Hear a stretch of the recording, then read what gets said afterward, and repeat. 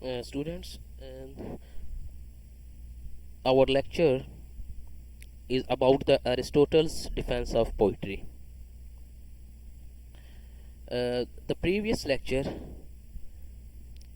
is about the Plato, in which he is talking about the poetry. In his the Plato is criticizing the uh, placement of poetry into the society. So in this lecture we will see that Aristotle defends or responds to the objections of Plato against poetry. First of all, a brief introduction of the Aristotle. We start our lecture from the brief introduction of the Aristotle. Aristotle is the student of Plato. He was born in Stagira के अंदर ये पैदा हुआ है, जो कि Greece के अंदर है, इन 385 बिफोर क्राइस्ट, 385 कबले मसीह के अंदर ये यूनान के अंदर पैदा हुआ, स्टैगिरा में.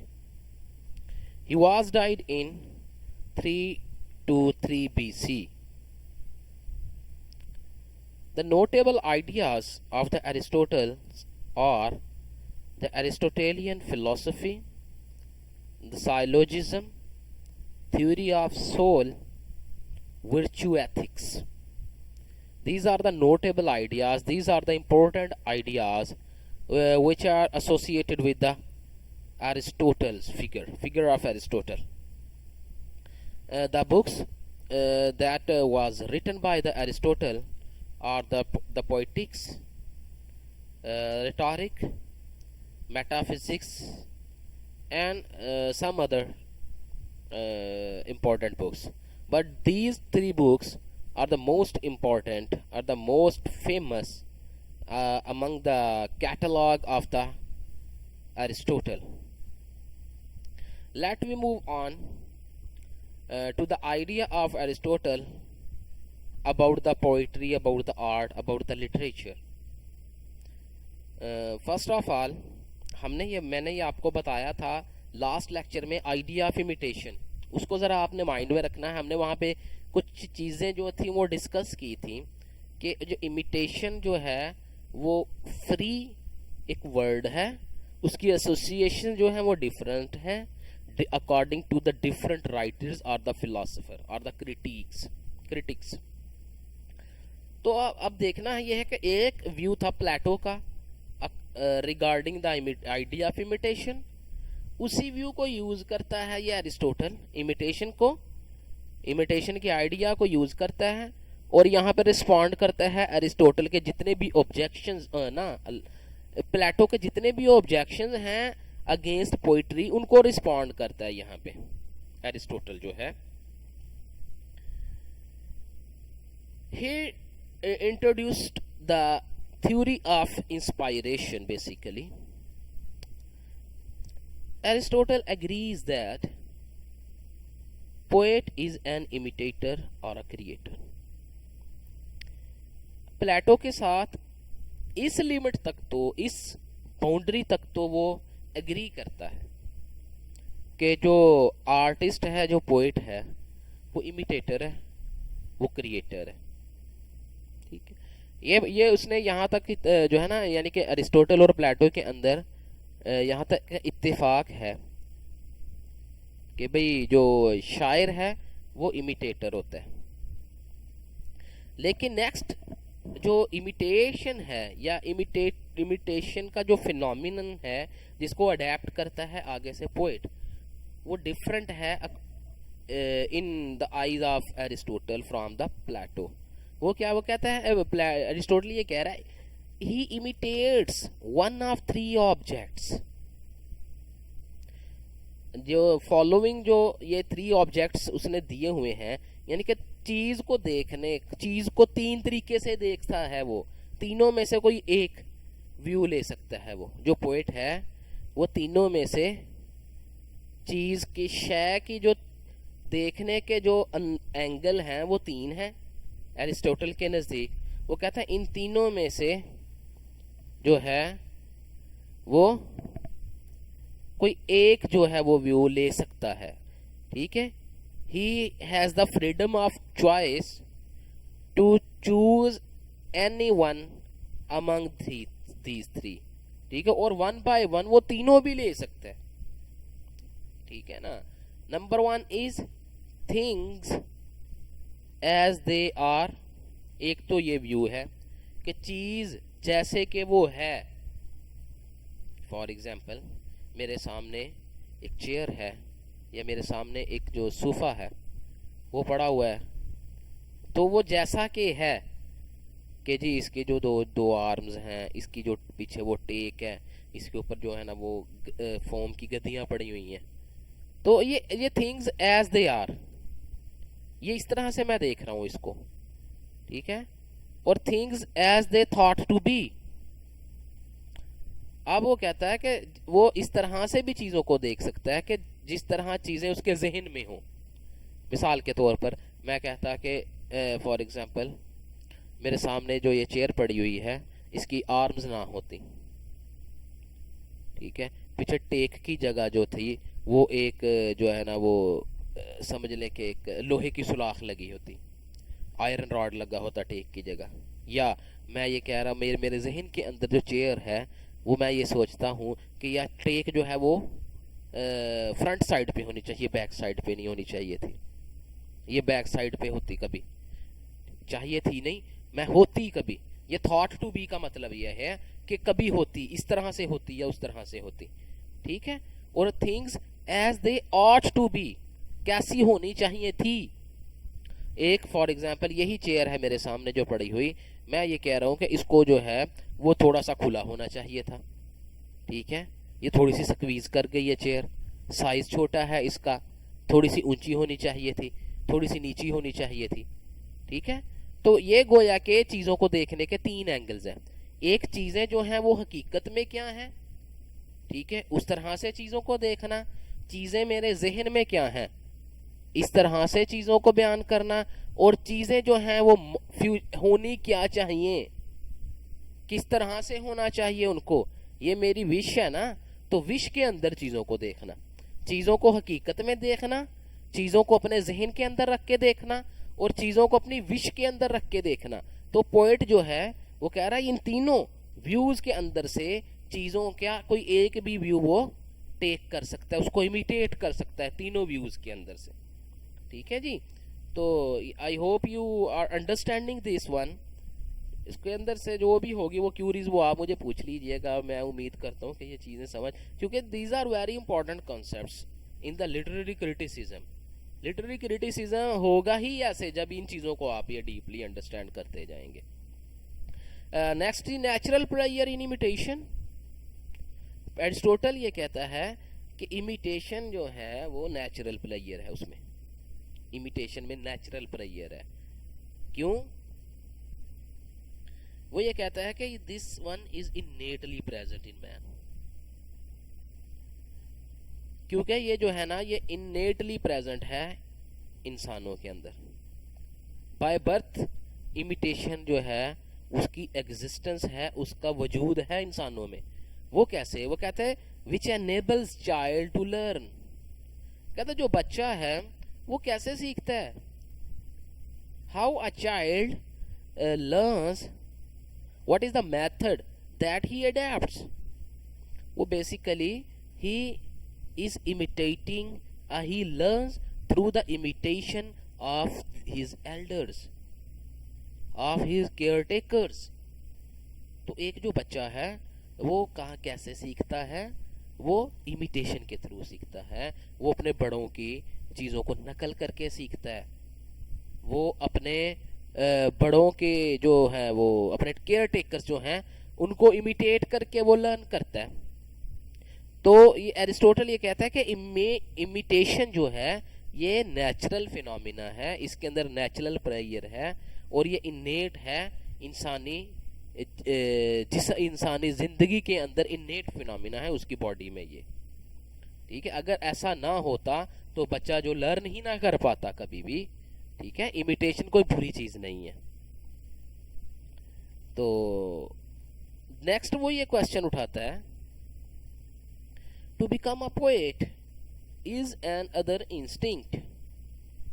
कहता है शायर बनना, एक बंदा एक ख्वाहिश रखता है शायर बनने की। ठीक है, कहता है वो भी तो एक इंस्टिंक्ट है ना।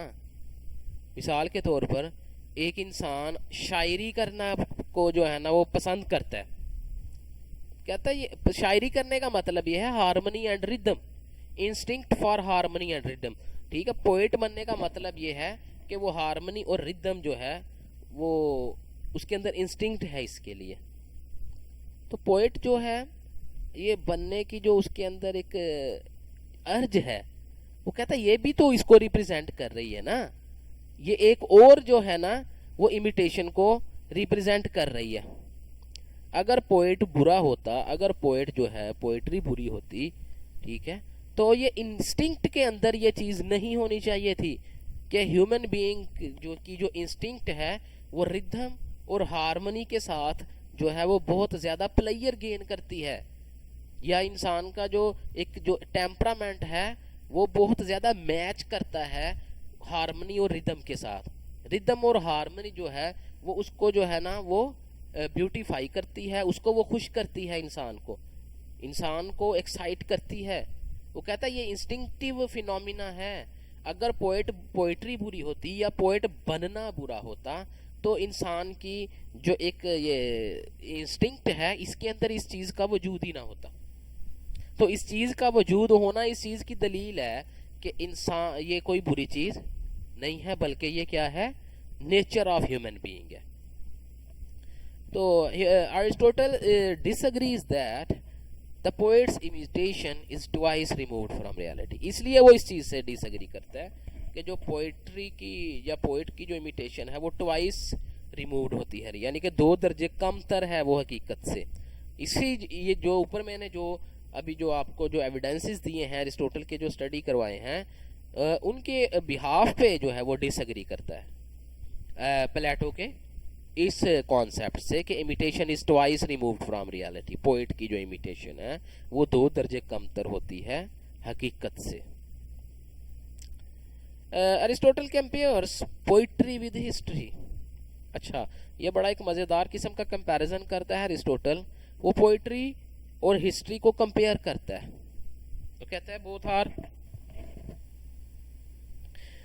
Different is not in their medium, यानी कि पोइट्री और हिस्ट्री जो है, ठीक है, they are not different in them not of medium. उनके दरमियान जो फर्क है, difference in them are not of medium, उनका जो मीडियम का डिफरेंस नहीं है।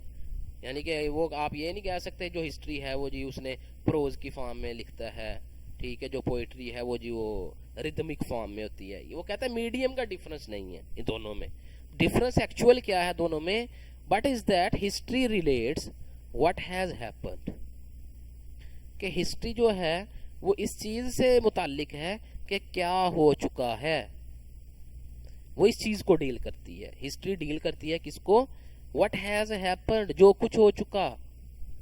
But poet what may have happened, poet 2 चीजों को डिस्कस कर सकता है कि जो कुछ होना चाहिए था और जो कुछ होगा। ये 2 इजाफी चीजें हैं ना, वो देखा, things as they thought to be और things as they ought to be. ये 2 जो हैं यूजेस जो हैं, या ये जो 2 वर्क्स जो हैं, ये जस्ट एक पोएट ही कर सकता है, हिस्टोरियन ये नहीं कर सकता। Historian only narrates that what has happened, कि जो कुछ हो चुका है वो उसी को ही सिर्फ बता सकता है। इसीलिए therefore Aristotle claims that poetry is higher than history. इसीलिए पोइट्री जो है वो अरिस्टोटल के नजदीक वो बड़ी चीज है हिस्ट्री से, बिकॉज इट एक्सप्रेसेस पर्टिकुलर, यानी कि जो हिस्ट्री है वो एक पर्टिकुलर को एक्सप्रेस करती है, ना कि यूनिवर्सल को।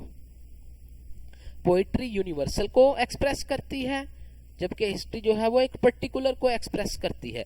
इसका इसका इसका जो है ना वो चीज़ समझ लीजिएगा कि पर्टिकुलर यूनिवर्सल का मीनिंग क्या है यहाँ पे। फॉर एग्जांपल एक जो हिस्टोरियन है वो फ़र्ज़ करें कि वो एक ऐसे बंदे की वो बात कर रहे होते हैं कि जंग की जो शिकस्त है वो फलां बंदे की गद्दारी की वजह से हुई। एक मिसाल के तौर पर देखिए हिस्टोरियन ये लिख रहा है कि उस बंदे ने गद्दारी की और उसे शिकस्त हो गई। अब ये तो एक ख़ास किस्म की एक सिचुएशन है, कोई बंदा है, ठीक है, स्पेसिफिक पर्सन है और स्पेसिफिक एक इवेंट ऑफ वार है, वहाँ पे स्पेसिफिक किस्म की एक डिफीट है एक स्पेसिफिक आर्मी को, ठीक है, वो इसको डिस्क्राइब करेगा हिस्टोरियन। जबकि पोएट जो कहेगा वो कहेगा कि जो गद्दारी है ये डिफीट का यूनिवर्सल फिनोमिना है, जहां पे गद्दारी होगी वो वहां पे उसका नतीजा क्या निकलेगा, डिफीट निकलेगा। तो ये पोइट्री का काम है कि यूनिवर्सलाइज करना चीज को, जो हिस्ट्री का काम वो है पर्टिकुलराइज करना। ये एग्जाम्पल आपको इसलिए दी है ताकि आप लोगों को ये समझ आ जाए कि किस तरह से दोनों एक दूसरे से डिफरेंशिएट करते हैं। Then the moral nature of the poetry is the end of the poetry is to please, यानी कि लज्जत, खुशी। पोइट्री का जो मकसद है वो क्या है, प्रोवाइड करना, प्लीज प्रोवाइड करना, प्लेयर प्रोवाइड करना, खुशी मुहैया करना। It is superior because it teaches civic morals. ये एक जो डिफरेंट पॉइंट ऑफ व्यू है इसका एरिस्टोटल का। वो कहता है कि ये सुपीरियर है क्योंकि ये क्या करती है, सिविक मॉरल्स। सिविक मॉरल्स कहते हैं कि शहरी जो अखलाकियात है, ठीक है, एक इज्तिमा में एक सोसाइटी में रहने के लिए जो बेसिक जो मॉरलिटीज़ होती हैं उनको हम सिविक मॉरलिटीज़ कहते हैं। यानी कि ऐसी क्योंकि अखलाकियात की दो टाइप्स हैं, एक इज्तिमाई कलेक्टिव मॉरलिटीज़ होती हैं, एक इंडिविजुअल मॉरलिटीज़ होती हैं, ठीक है ना। तो कलेक्टिव मॉरलिटीज़ जो है वो टीच करती है पोइट्री, इस वजह से ये सुपीरियर है। सो प्लेयर और moral lesson can not be divorced. तो एरिस्टोटल के ये क्लेम करता है कि जो प्लेयर जो है ना वो एब्सोल्यूटली प्लेयर नहीं होनी चाहिए। वो कहता है कि जो प्लेयर है वो मॉरल लेसन से अलहदा नहीं हो सकती कभी भी, क्योंकि अगर वो प्लेयर मॉरल लेसन से फ्री है तो वो फिर पोइट्री नहीं है। यानी कि जो पोइट्री का जो पर्पज़ है एरिस्टोटल के नज़दीक, वो ये कहता है कि पोइट्री जो है वो मोरालिटीज़ को टीच करेगी भाई, वो सिर्फ प्लेयर नहीं जो है ना वो प्रोवाइड करेगी। एरिस्टोटल के नज़दीक अगर सिर्फ पोइट्री प्लेयर प्रोवाइड कर रही है तो वो पोइट्री नहीं है। अगर वो प्लेयर के साथ साथ मॉरल जो है ना वो सिविक या सिविक मॉरलिटीज़ को मुहैया नहीं करती तो वो ठीक नहीं है। फॉर एग्जाम्पल मैं आपको एग्जाम्पलीफाई करता हूँ इस बात को। When you are watching a TV play, ठीक है, मोस्ट ऑफ द ड्रामास आजकल जैसे टेलीकास्ट हो रहे हैं, अब वहाँ पे आप जब इवेंट को देखते हैं या वहाँ पे वो आप करेक्टर्स की परफॉर्मेंस के देखते हैं, उसके नतीजे के अंदर एक सिचुएशन क्रिएट होती है, यानी कि करेक्टर्स का आपस में कॉन्फ्लिक्ट होता है, उसके नतीजे में एक सिचुएशन सामने आती है, और दूसरा करेक्टर्स का आपस में जो है ना वो हार्मनी कायम होती है, तो उसके नतीजे में एक सिचुएशन क्रिएट होती है।